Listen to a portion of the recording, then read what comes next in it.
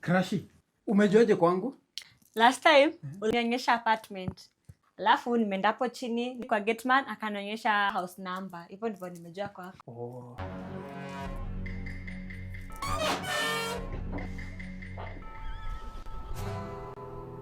Babe, kazi yako tu ni kuwatch.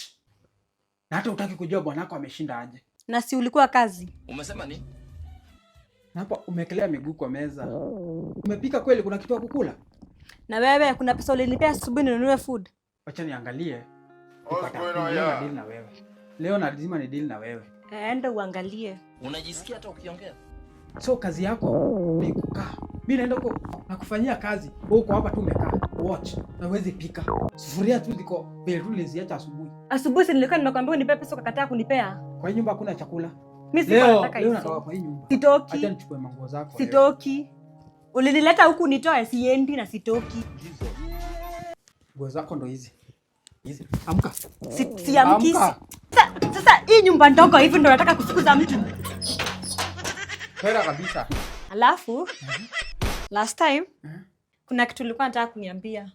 Nataka kuniambililia hapa ama kwa bedroom. I know what you are thinking. Twende kwa bed.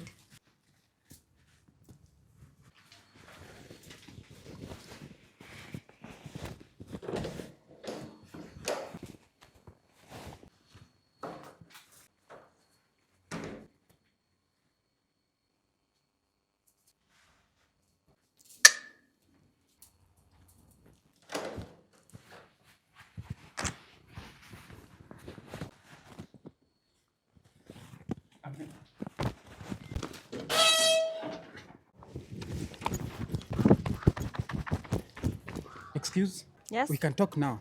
Na si wewe ndo ulikuwa na kitu ya kuniambia, si uniambie sasa hivi. A minute.